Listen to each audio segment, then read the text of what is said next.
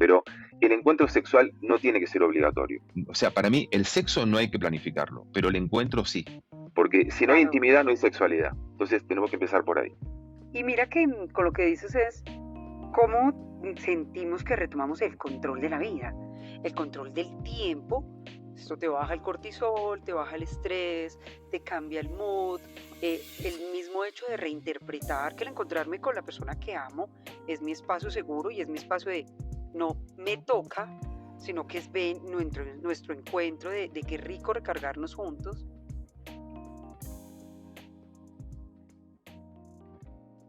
Bienvenidos a un nuevo episodio de Mente Sana Tips, el podcast en el que hablamos de herramientas y estrategias que nos transforman la vida. Hoy les tengo un invitado para un tema muy disruptivo, Ezequiel López, psicólogo, máster en sexología clínica, terapeuta, con una formación muy amplia, escritor de unos libros fantásticos, El erotismo infinito, El placer de seducir, Confesiones de un besólogo, ahora cuentas como lo del besólogo, Crónicas eróticas y Guía práctica del erotismo infinito. Ezequiel, qué nota tenerte por aquí, bienvenido. No, no, la verdad que un gran placer, querida Blanca. Primero conocerte, sé tu trayectoria bueno, segundo poder compartir este espacio. Como decimos, un tema disruptivo, pero que definitivamente, y de hecho es mi misión en la vida, te diría, tenemos que normalizar y hablar con total naturalidad, así que bueno, de eso se trata. Bueno, les voy a contar el título para que se tengan firmes. El placer perdido. Cómo el estrés y la ansiedad están apagando el deseo, Ezequiel. A mí me llamó mucho la atención el conversar contigo, precisamente porque son temas que pocos se atreven a decir en voz alta, pero que está afectando a millones de personas en el mundo. La sobreexigencia, la prisa, el agotamiento. No tenemos tiempo para el sexo. Tú Claro, estás viendo esto en consulta. uff, es el pan de cada día. Y sabes que lo peor de todo, Blanca, que esa misma sobreexigencia la llevamos al sexo. Ajá. Si vos decís, bueno, tengo sobreexigencia en la vida, se entiende en un punto, vos decís, bueno, las dinámicas de las empresas, de los negocios, del trabajo, de las profesiones, de los emprendimientos, bueno, sabes que tenemos permanentemente en una sociedad tan cambiante como esta, tenemos eh, todo el tiempo como esa necesidad de innovar, de reinventarnos, de facturar, por supuesto, ¿no? De no perder un lugar, de crecer o lo que sea. Entonces, en un punto se entiende, pero llevamos esa misma sobreexigencia a la sexualidad. El hombre Bueno. piensa que tiene que ser una máquina sexual, y la mujer también, porque hace un tiempo vos lo que veías era que la carga estaba fuertemente sobre el hombre, que bueno, que nunca podía decir que no podía perder una erección, que tenía que durar todo lo que puede y lo que sea, y la mujer en ese punto tenía como la exigencia más puesta en el hombre. Es como que, bueno, ella tenía que solo dejarse llevar, lo cual tampoco estaba bueno, porque la mujer Ujú. no tenía un lugar de poder decidir qué cosas proponer, qué hacer. Es decir, ella estaba como un poco, digamos, a merced de lo que hiciera el hombre. Hoy por hoy, la mujer tiene un nivel de exigencia sexual muy, pero muy fuerte. También tiene que tener mucho deseo, tiene que excitarse rápido, tiene que tener 55 orgasmos en 10 minutos, o sea, tiene que tener squirt, tiene que tener una cantidad de cosas que entonces, al final, el momento de nuestra vida que podría ser como para regular el resto de situaciones que nos generan estrés en la vida, termina siendo a veces más estresante. Entonces, con eso es que Claro. trabajamos de hecho, en terapia sexual. Mira que he venido como hablando mucho de los temas de biohacking, de cómo bajar el cortisol y demás. Y hay algo que he dicho mucho y es, desde que el cuerpo y el cerebro estén en modo supervivencia, pues el Mm, placer va a ser la última de las prioridades. Si tú estás delante de un león que te va a comer, pues no vas a pensar en voy a ir a mm. tener sexo, sino en cómo sobrevivo. Entonces me preocupa que estamos viviendo mucho como del cuello para arriba y se nos ha olvidado como el encuentro con el otro, incluso con nosotros mismos. Eh, ¿Qué hacemos? ¿Por dónde Mm. arrancamos? Sí, mira, hay una gran contradicción ahí del ser humano, porque por un lado, viste que hoy se habla mucho de sexo, mucho más que antes. No estoy diciendo que Ajá. se hable bien, no digo que se hable bien, pero se habla mucho. Algo es algo avanzamos. Entonces, claro, las personas hoy pensamos que tenemos que vivir una sexualidad sumamente activa y sumamente plena y sumamente frecuente, y la realidad es que no generamos los espacios y no generamos sobre todo la calma, la tranquilidad como para poder realmente disfrutar de la sexualidad. Entonces, bueno, hay como una gran contradicción porque sentimos que tenemos que vivir esa sexualidad plena, pero a la vez no tenemos como ese espacio para vivirla y disfrutarla. ¿Por dónde empezamos entonces? Bueno, creo que el primer paso es darle un espacio a la sexualidad, un buen espacio, realmente, un buen espacio. Y, por ejemplo, si esto te lo pongo a nivel de las relaciones de pareja, fíjate que en las parejas estables, lo primero que se pierde es la intimidad, porque está primero el trabajo, los hijos, pagar la hipoteca, no sé, lo que sea, el desarrollo personal, profesional y demás, y luego viene como la relación por ahí atrás y la sexualidad mucho más atrás aún. ¿Cuál es el primer paso? Que la pareja tenga unos espacios sostenibles de intimidad, digamos, por ejemplo, un buen espacio a la semana en donde puedan hacer algo diferente, un plan que los conecte, porque para conectarnos en la cama tenemos que empezar conectándonos fuera de la cama y a partir de ahí que la sexualidad pueda fluir.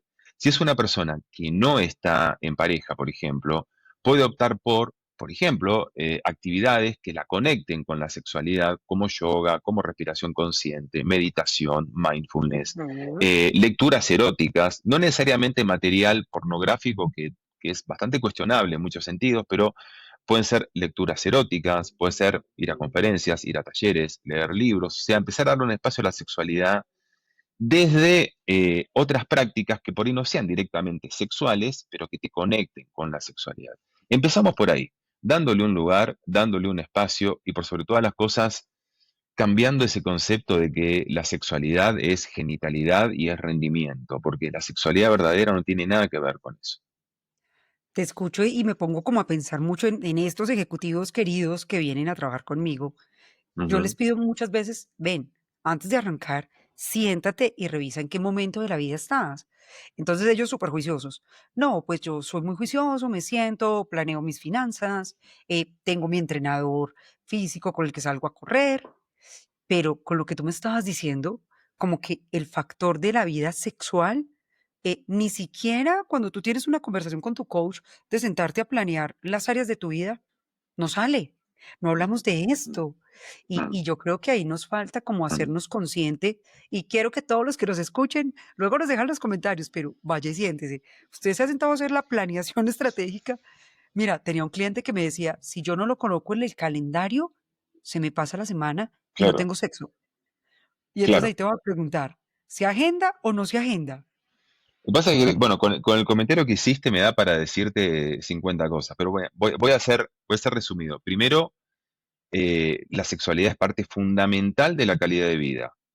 Es decir, si para vos la sexualidad es importante, si formás parte del 90% de las personas para quienes la sexualidad tiene un lugar en su vida, el restante 10% estarían dentro de lo que llamamos hoy asexuales. Varía un poco la estadística, pero está entre el 5 y el 10%. Si para vos la sexualidad es importante, no vivir una sexualidad plena te pasa factura en la vida. Y vivir una sexualidad plena tiene una cantidad de beneficios estudiados científicamente, tanto para la salud física como mental, como relacional, que definitivamente tener esos beneficios hace que vos, en la práctica, en el trabajo, puedas rendir muchísimo mejor. Por ende, la invitación a los gerentes de empresas, a personas de bienestar y demás, y de recursos humanos, que incluyan la temática sexual porque es fundamental para las personas que trabajan con ellos y con ellas.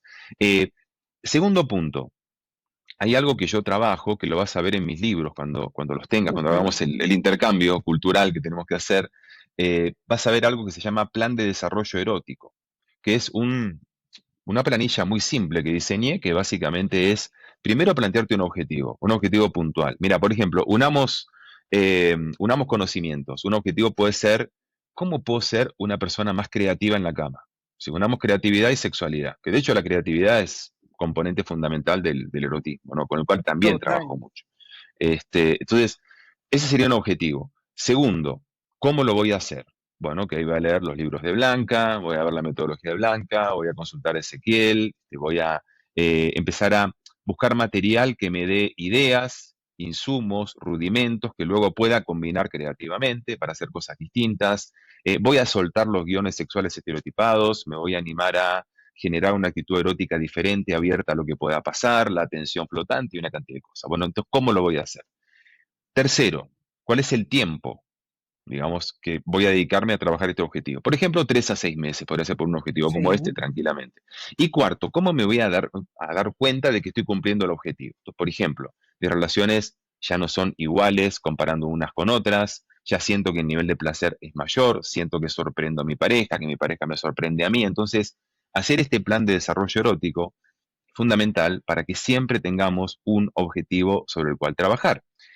Y siguiendo con el otro punto que decías, ¿se planifica o no se planifica? Personalmente creo que ya, hablando de parejas estables, por ejemplo, parejas con hijos, parejas Ujú. con una carga laboral alta, por ende, tienen que hacer malabares y tetris para encontrar tiempo, para lo que sea, no el sexo, pero la intimidad sí se planifica. ¿Qué quiero decir? Ok. Es fundamental que la pareja tenga, según su necesidad de frecuencia también, pero promedio, como te decía antes, un buen espacio a la semana que sea solamente para ellos. 2, 3, 4 horas, el espacio que puedan para salir o para estar en casa y hacer un plan diferente en casa, en donde en ese diálogo, en esa charla, en ese acercamiento físico, quizás se puede dar un nivel de complicidad que lleva a una situación de aumento de la tensión sexual que provoca el deseo que se termina dando un encuentro, pero el encuentro sexual no tiene que ser obligatorio. O sea, para mí el sexo no hay que planificarlo, pero el encuentro sí, porque si no hay Claro. intimidad no hay sexualidad. Entonces tenemos que empezar por ahí.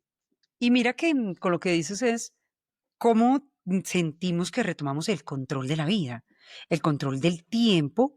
Esto te baja el Mm, cortisol, te baja el estrés, te cambia el mood, el mismo hecho de reinterpretar que el encontrarme con la persona que amo es mi espacio seguro y es mi espacio de no me toca, sino que es ven nuestro encuentro de qué rico recargarnos juntos. Y es como la invitación a vivir como un erotismo más consciente, de mm, aprender a habitar nuestro cuerpo, de reconectarnos con el otro, de prácticas sencillas, de si antes salíamos y tomábamos el café, cómo convertir eso como en momentos de compartir con el mm, otro, para también bajarle la sobreexigencia ahí, Ezequiel, de no mm. es de que: "Oiga, Sí, me toca", sino: "Qué rico, quiero", y ahí vengo con unos mitos que te tenías súper preparados. Estoy súper, acá estamos, listos imagínate que para... estoy en muchos grupos de mujeres. No les conté que eras tú, pero dije: "Voy a tener un podcast con un sexólogo.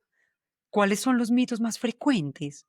Y muchas es: si amas a esa persona, tendrías que desearla siempre. La otra, que el deseo no tiene que surgir solo. Hoy en día Mm, veo muchas personas de: "¿Qué me tomo para que me den ganas?". Perdón la expresión tan literal, pero así lo han mm, manifestado ellas. mm, O el placer es una recompensa, no una necesidad. ¿Cuáles de estos ujú. o si has encontrado todos estos en consulta? ¿Lo ves Sí, con tus todos, pacientes? mira, sí, sí, sí, sí, claramente, y los trabajo mucho. Pero primero te quería decir algo en relación a lo que comentabas antes. Eh, Hablando sobre todo a nivel de las relaciones de pareja, ¿no? Hay parejas que cuando han perdido el deseo y están saliendo ahí como a la pesca, a la búsqueda, eh, piensan en soluciones, entre comillas, extremas, en fantasías para las que probablemente como vínculo no están preparados, cuando en realidad podrían recuperar el deseo con cosas mucho más simples. Cuando vos hablabas de erotismo consciente, ¿no? ¿Qué es lo primero que tenemos que hacer cuando queremos recuperar el deseo en pareja? Tenemos que volver a mirarnos, que tu pareja no sea paisaje en la casa, sino mirar a tu pareja, no sé, cuando se está cambiando, mirar su cuerpo, mirar cómo eh, cómo se coloca la ropa, cómo se peina, cómo se maquilla, cómo se prepara. Inclusive mirarla o mirarlo sin que tu pareja se dé cuenta que lo estás haciendo, pero volver a detallar, volver a encontrar las cosas que te gustan de tu pareja, volver a besarse conscientemente, conectando con cada uno de los 5 sentidos que están presentes en el beso. Yo soy fundamentalista del beso. O sea, por algo escribí un libro sobre eso, Ujú. que fue mi Sí. peor fracaso editorial. Por otro lado, a la gente no le llama la atención, pero a mí el tema me encanta. Entonces, volver a besarnos conscientemente, besarnos de manera creativa, diferente, volver a recorrer el cuerpo de nuestra pareja sin pensar que sabemos exactamente cuáles son los puntos a tocar para generar algo, sino como si fuera la primera vez, haciendo una búsqueda. Entonces, ese es el primer paso para el reencuentro con la pasión y con el erotismo que creíamos perdido. Respecto de los mitos que decías, definitivamente primero, el amor no garantiza el deseo. Es más, a veces el amor mata el deseo. ¿Qué quiero decir? Ciertos tipos de amor que pueden ser muy cómodos en una relación, pueden ser muy agradables, al final terminan matando el deseo como el amor fraternal, ¿no? Es decir, hay parejas que son más amigos, más compañeros, más colegas, más hermanos que amantes. Es decir, a veces se llevan tan pero tan bien. Y no estoy diciendo que la gente tiene que llevarse mal, por favor, que no se entienda mal, pero hay gente que tiene tal nivel de complicidad, que tiene tal nivel de entendimiento, que eso termina jugando en contra en las relaciones a veces, porque compartimos absolutamente todo, no tenemos, digamos, ningún tipo de espacio individual. Somos personas que nos entendemos perfectamente, que nunca entramos en un conflicto y al final la relación termina siendo tan, pero tan, pero tan buena que es como estar con un hermano, como un roommate, pero ya no nos deseamos, ¿no? Entonces, en ese punto, creo que sí es importante en algunas relaciones que podamos tomar una distancia estratégica, que podamos tomar una distancia que nos permita volver a vernos, volver a desearnos, volver a sentir que el otro no es tan incondicional como para que ese sentimiento genere esa necesidad de volver a conquistarte desde un lugar de noviazgo, por ejemplo. Entonces, ese tipo de amor creo que mata el deseo y es importante recuperar no solamente la distancia, sino también la picardía, sobre todo la malicia que a veces se pierde en las relaciones. El otro punto que decías también, perdón que no quiero olvidarme de Dale. esto, el deseo con el tiempo en la pareja se vuelve responsivo y deja de ser espontáneo. Es decir, ya no es ese deseo de los primeros meses, por ejemplo, o hasta de los primeros años, que como que ves a tu pareja y te provoca algo y tu cuerpo te pide estar con él o estar con ella. Con el tiempo, por efecto del acostumbramiento, de la monotonía, la falta de novedad, la rutina, eh, el deseo se torna responsivo, es decir, tenemos que generar las condiciones de intimidad y de acercamiento y de provocación como para que el deseo se genere. El deseo es una consecuencia de lo que hacemos, no es una búsqueda para poder encontrarnos con nuestra pareja. Y eso no está mal, porque hay parejas que dicen, no, es que ya el deseo se perdió. No, no se perdió, se transformó y tenemos que adaptarnos cognitivamente al nuevo modelo de deseo que tenemos y tener las herramientas para activarlo y para que sea intencional. Eso es clave que las parejas lo entiendan, porque imagínate que a veces hay muchos médicos y psicólogos que no lo saben y que no lo entienden Ujú. y que te diagnostican como deseo sexual hipoactivo, bajo deseo sexual, y te dan medicamentos, te dan hormonas, te dan terapias que no te hacen falta. No, lo que te hace falta es entender cómo funciona tu relación, cómo funciona tu deseo y tener herramientas para activarlo conscientemente y voluntariamente. Ahí viene algo que me parece como muy interesante y es entender que somos seres, hijos del placer. Mira, hay algo que Mm, siempre que ahora que estaba presentando el nuevo libro, el de Desbloquea tu modo creativo, me reí mucho porque les digo, para usted ser creativo, usted necesita dopamina. La puede traer de salir a correr o la puede traer del sexo y siempre les digo, ustedes organizan la semana como les cuadre, pero de repente no nos damos cuenta de cómo el placer nos potencia, cómo nos hace más productivos, más enfocados, más creativos. Hay una investigación de Harvard que a mí me encanta y es que los días que tú comienzas la jornada con una buena sesión de sexo, ese día mejora el estado de ánimo, eres más creativo, llegas iluminado al trabajo. ujú, Y a ujú. veces como que nos da pena asociarlo y comentar el tema, como que, ay, no, la gente sabe que tengo sexo. Pues ojalá todos pudiéramos tener una vida sexual súper placentera y Claro, qué divertida. envidia, claro, claro, claro. Sí, definitivamente, a ver, cuando tenemos a ver, que también lo quiero aclarar, ¿no? Una sexualidad satisfactoria, con orgasmo particularmente, se liberan una cantidad de químicos en el cerebro, de neurotransmisores, entre ellos la dopamina, la serotonina, bueno, también la llamada hormona del apego, oxitocina, o vasopresina en el caso del hombre. Es decir, tenemos una cantidad, bueno, se libera la prolactina, que es lo que hace que se genere el periodo refractario. Es decir, hay una cantidad de químicos que se liberan que provocan procesos a nivel mental absolutamente positivos en relación al estado de ánimo. Pero eso sí, siempre lo enfatizo, no es tener sexo, es tener un sexo acorde a la expectativa de buen sexo que vos podés tener, porque hay personas que tienen sexo, te lo voy a decir, suena horrible, pero es como me lo dicen en consulta, prestándole el cuerpo a su pareja para que se descargue. Ese no es el Sí. sexo que te va a provocar las reacciones que estamos esperando, ¿no? Hay personas que tienen sexo de mantenimiento, pareja tienen sexo de mantenimiento, bueno, ya toca porque llevamos 2 semanas sin hacerlo, lo tenemos que hacer. No es un sexo placentero, pero ese sexo que vos decís, qué rico que la pasé, qué bien que me sentí, cómo conectamos con mi pareja, ¿no? Qué buen orgasmo que tuve. Ese es el sexo que genera una cantidad de beneficios que son muy útiles para la vida, para las relaciones, para el estado de ánimo y para la jornada laboral, por supuesto. Y bueno, y la verdad, sí se nota. Cuando una persona tiene buen sexo, se nota. La verdad, porque es que además la sexualidad se lleva en la actitud, ¿viste? No es una cosa Ujú. que cerrás la puerta de la habitación y te lo dejaste ahí. Y está bien que se note. ¿Cuál es el problema? Bueno, tenés que dar envidia. Perfecto, ¿viste? Está bueno. Tengo una amiga que es dermatóloga y dice que las pieles más lozanas vienen de la gente que tiene mejor sexo, que Claro, porque sus hormonas están superbalanceadas. Entonces, ya claro. saben, cuando usted se encuentre por ahí un amigo con una piel bien buena, envidielo. Ezequiel, micropasos, ¿por dónde arrancamos? Porque de repente alguien está allí oyendo y dice: "Sí, siento que hay que mejorar, siento que tengo que", mira, comenzar por tener esa conversación con la pareja, que yo creo que es muy difícil. El abrir esa Mm, puerta y decir: "Oiga, nos toca darle una ajustadita a esta área". ¿Por dónde pueden empezar las personas como con esas mínimas acciones mm, para salir de mm. donde está? Mira, acciones mínimas. Primero, quitarnos cualquier tipo de presión que pueda estar asociada a la sexualidad.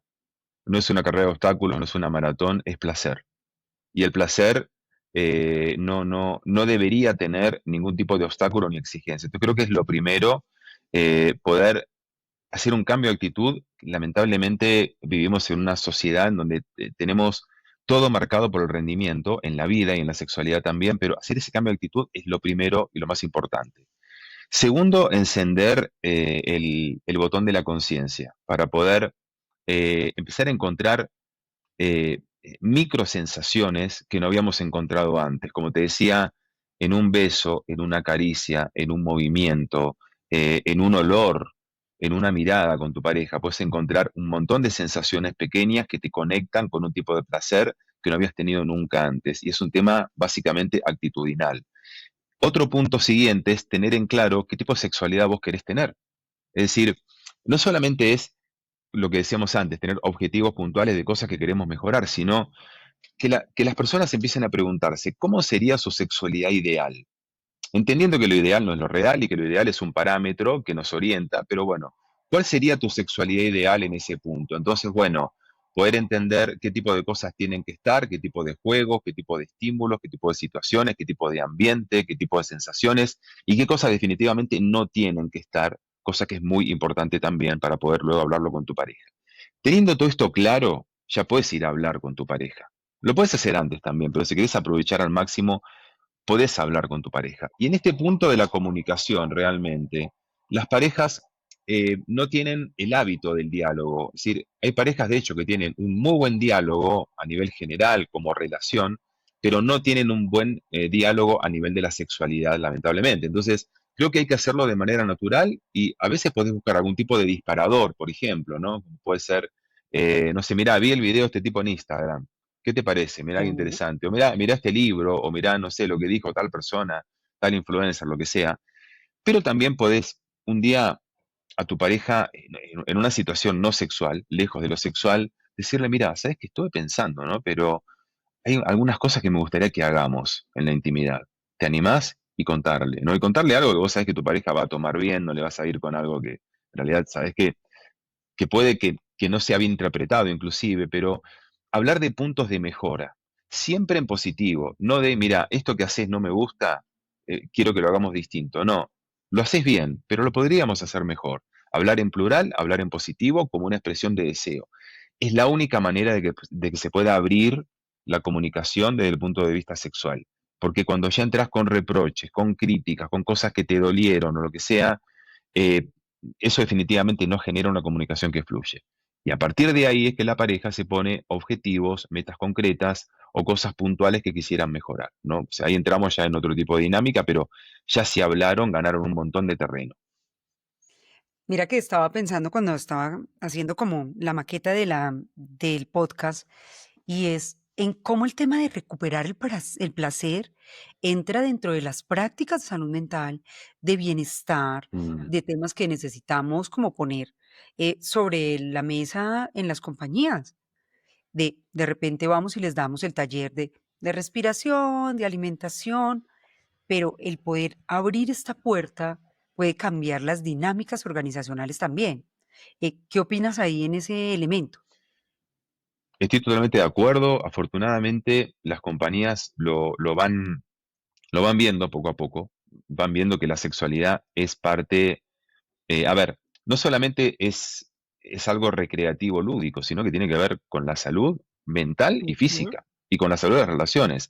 El problema es que a veces en las compañías tienen como, lógicamente, tienen temores, ¿no? Como en cualquier contexto.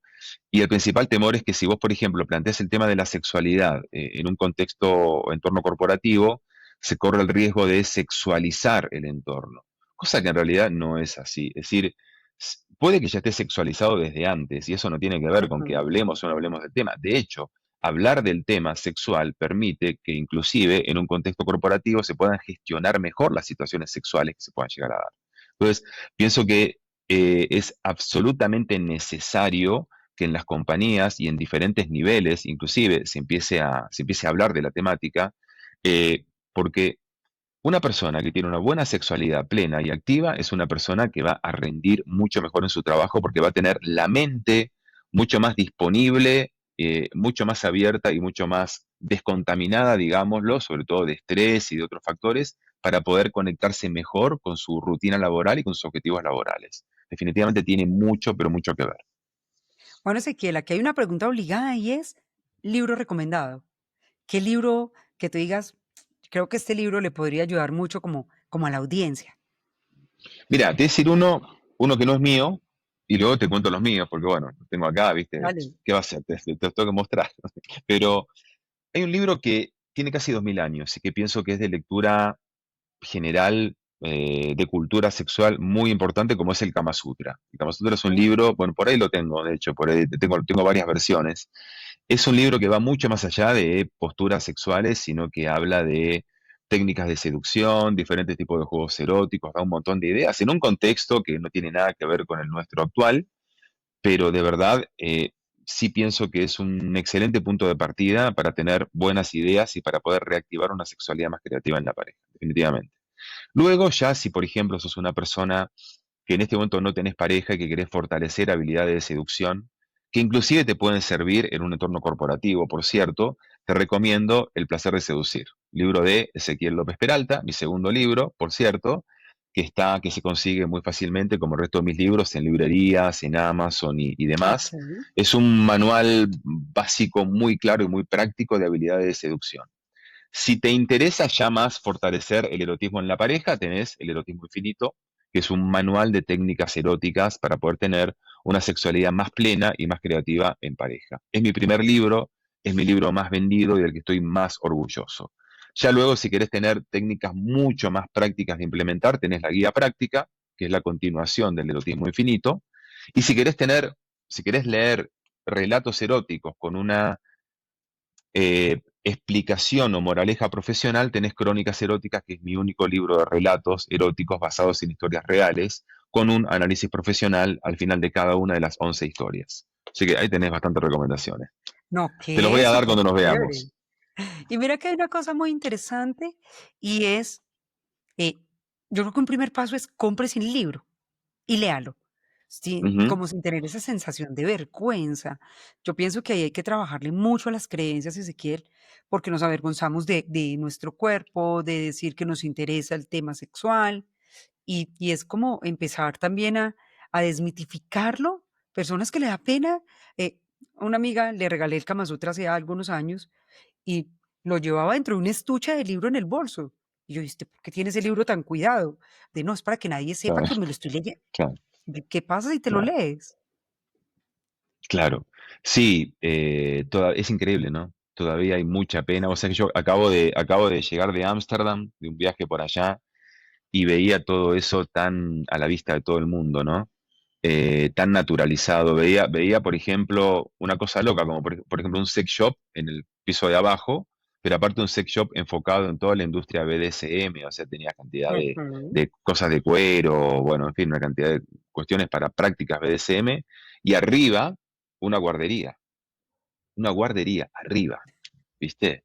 Que se entraba por atrás, pero bueno, pues estaba arriba del sex shop y vos decís, bueno, pero es que, claro, allá desde los 3 años reciben educación sexual, obviamente adecuada al nivel cognitivo de cada individuo, pero digo, bueno, nos falta un montón en todo eso y creo que este tipo de charlas siempre aportan un granito de arena para que la gente tome el impulso de, primero, darle un lugar prioritario a su vida sexual, considerando todos los beneficios que tiene una buena sexualidad plena, activa, satisfactoria, y segundo, hacernos responsables de nuestra sexualidad. No es responsable nuestra mamá, nuestra pareja, nuestro hermano, o sea, la responsabilidad es Ujú. nuestra y ahí empieza realmente tu vida sexual, cuando te responsabilizas y empiezas a trabajar al respecto. Bueno, no, yo acá contigo me quedo hablando 3 vidas. Me encanta Yo con este vos tipo de también, sin dudas. de conversaciones. Entonces, querido Ezequiel, cuéntales a nuestra audiencia dónde te ven. Bueno, ya sabemos que tus libros están en todas las librerías. ¿Cómo pueden llegar a ti? Igual debajo les vamos a dejar las redes sociales y darles un mensaje de Claro. despedida, porfa. Claro, bueno, redes sociales, soy muy activo en Instagram, es mi red social preferida por muchas razones. Me encuentran como Cita con Ezequiel, Cita con C, Ezequiel con Z. Van a ver un señor con un sombrerito ahí y una insignia verificada, esa es mi cuenta. Tiene mi página web que es citaconezequiel.com para que también puedan ahí ver una cantidad de cuestiones que publico, que hago, mis blogs y demás. Y bueno, mensaje final, mi frase preferida, el sexo es limitado, pero el erotismo es infinito. Cuando le damos a nuestra sexualidad una impronta creativa, consciente, de búsqueda, de siempre hacer algo distinto, los límites los pone en la mente. No hay límites, los límites son infinitos. Y esa frase me encanta porque además se me ocurrió de casualidad un día en una entrevista que me hicieron hace como 15 años en una revista de Venezuela, que yo venía hablando, no sé qué, y digo, sí, porque el sexo es limitado, pero el erotismo es infinito, ¿no? Y me quedé pensando y el periodista se me quedó mirando y yo dije, sí, loco, estuve brillante. Mira, esto me pasa cada 10 15 años, bueno, me pasó hoy. Entonces, de verdad pienso que es así, que tenemos que, a ver, no tenemos que perder de vista que somos seres biológicos y que tenemos un impulso sexual con un objetivo reproductivo, pero somos mucho más que eso, somos seres eróticos, además de sexuales, y ahí ponemos toda la creatividad en marcha para que eso funcione. Me encanta. Bueno, muchas gracias, querido Ezequiel. Bueno, y a todos ustedes que nos acompañaron en este episodio. Recuerden que hay que habitar el cuerpo, hay que explorarlo y que si el deseo está en modo off, eso va a repercutir en tu productividad, en tu satisfacción personal, incluso en tu salud mental. Déjenos los comentarios, todos los leemos. Compártalo con alguien más. Usted no sabe a quién le va a hacer clic en la cabeza este tema y nos escuchamos en la próxima edición de Mente Sana Tips. Hasta pronto. Chao.